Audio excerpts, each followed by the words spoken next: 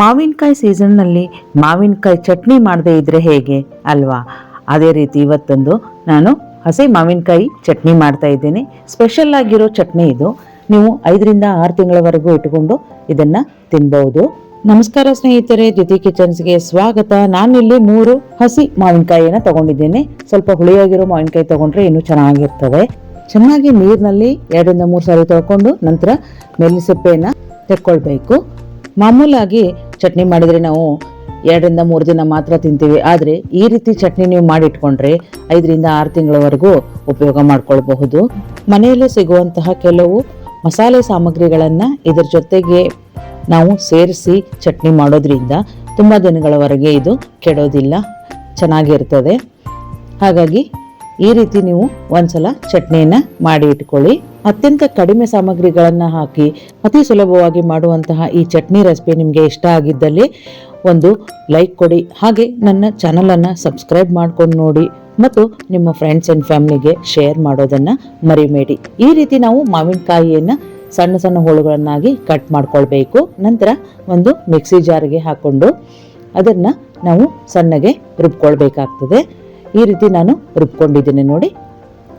ಈಗ ಈ ರುಬ್ಕೊಂಡಿರೋ ಮಾವಿನಕಾಯಿ ಮಿಶ್ರಣವನ್ನ ಒಂದು ಪಾತ್ರೆಗೆ ಹಾಕೊಳ್ತಾ ಇದ್ದೇನೆ.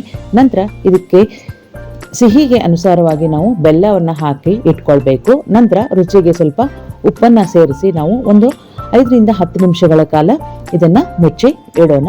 ನಂತರ ಒಲೆ ಮೇಲೆ ಒಂದು ಪ್ಯಾನ್ ಅನ್ನ ಇಟ್ಕೊಂಡಿದ್ದೇನೆ. ಅರ್ಧ ಚಮಚ ಮೆಂತೆಕಾಳು, ಅರ್ಧ ಚಮಚ ಕಾಳು ಮೆಣಸು, 3 ಲವಂಗವನ್ನು ತಗೊಂಡಿದ್ದೇನೆ, 1 ಚಮಚ ಸೋಂಪು ಕಾಳನ್ನು ತಗೊಂಡಿದ್ದೇನೆ, ಹಾಗೆ 3 ರಿಂದ 4 ಬ್ಯಾಡಗಿ ಮೆಣಸಿನಕಾಯಿ ಮತ್ತೆ 2 ಕೆಂಪು ಮೆಣಸಿನಕಾಯಿ ಅಂದ್ರೆ ಖಾರದ ಮೆಣಸಿನಕಾಯಿ ತಗೊಂಡಿದ್ದೇನೆ, ಹಾಗೆ 1 ಚಮಚ ಜೀರಿಗೆಯನ್ನ ಹಾಕೊಂಡಿದ್ದೇನೆ. ಇವೆಲ್ಲವನ್ನು ನಾವು ಡ್ರೈ ರೋಸ್ಟ್ ಮಾಡ್ಕೊಳ್ಬೇಕು. ಒಂದು ಅರ್ಧ ಚಮಚ ಆಗುವಷ್ಟು ನಾನು ಸಾಸಿವೆಯನ್ನ ಹಾಕೊಂಡು ನಿಧಾನ ಉರಿಯಲ್ಲಿ ಹುರ್ಕೊಂಡಿದ್ದೇನೆ. ಈಗ ನೋಡಿ, ಅದೇ ಪ್ಯಾನಿಗೆ ನಾನು ಬೆಲ್ಲ ಮತ್ತು ಮಾವಿನಕಾಯಿಯನ್ನ ಸೇರಿಸಿ ಕುದಿಯೋದಕ್ಕೆ ಇಡ್ತಾ ಇದ್ದೇನೆ. ಇದಕ್ಕೆ ಸ್ವಲ್ಪ ಅರಿಶಿಣವನ್ನ ಹಾಕೊಳ್ತಾ ಇದ್ದೇನೆ. ಬಣ್ಣಕ್ಕೋಸ್ಕರ, ಬಣ್ಣ ಚೆನ್ನಾಗಿ ಬರ್ತದೆ, ಅದಕ್ಕೋಸ್ಕರ ನಾನು ಅರಿಶಿಣವನ್ನ ಹಾಕೊಂಡಿದ್ದೇನೆ. ಇವಾಗ ಬೆಲ್ಲ ಕರಗೋವರೆಗೂ ನಾವು ಈ ಮಿಶ್ರಣವನ್ನ ಕುದಿಸ್ಕೊಳ್ಬೇಕು. ಈ ಕಡೆ ನಾವು ರೋಸ್ಟ್ ಮಾಡಿ ಇಟ್ಕೊಂಡಿರುವಂತಹ ಎಲ್ಲ ಮಸಾಲೆಗಳನ್ನ ಒಂದ್ಸಾರಿ ಪೌಡರ್ ಮಾಡ್ಕೊಳ್ಳೋಣ. ಬೆಲ್ಲ ಪೂರ್ತಿಯಾಗಿ ಕರಗಬೇಕು. ಈ ಪುಡಿ ಮಾಡಿ ಇಟ್ಕೊಂಡಿರುವಂತಹ ಮಸಾಲೆಯನ್ನ ಇದಕ್ಕೆ ಸೇರಿಸ್ಕೊಂಡು ನಾವು ಚೆನ್ನಾಗಿ ಕುದಿಸ್ಕೊಳ್ಬೇಕಾಗ್ತದೆ.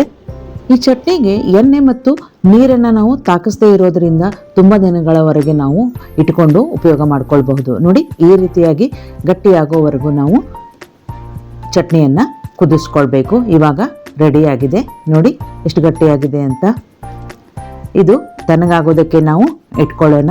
ಪೂರ್ತಿಯಾಗಿ ತಣ್ಣಗಾದ ಮೇಲೆ ಒಂದು ಗ್ಲಾಸ್ ಜಾರದಲ್ಲಿ ಹಾಕೊಂಡು ಯಾವಾಗ ಬೇಕಾವಾಗ ಚಪಾತಿಗೆ, ದೋಸೆಗೆ, ಅನ್ನಕ್ಕೆ, ಹಾಗೆ ಬ್ರೆಡ್ಗೂ ಕೂಡ ನಾವು ಹಚ್ಕೊಂಡು ತಿನ್ಬಹುದು.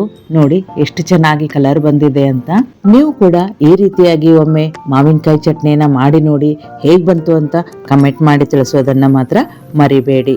ಹಾಗಿದ್ರೆ ಮುಂದಿನ ವಿಡಿಯೋದಲ್ಲಿ ಮತ್ತೆ ಸಿಗ್ತೀನಿ. ಅಲ್ಲಿವರೆಗೂ ನಗ್ನಗ್ತಾ ಇರಿ, ಖುಷಿಯಾಗಿರಿ, ಆರೋಗ್ಯವಾಗಿರಿ. ಧನ್ಯವಾದಗಳು.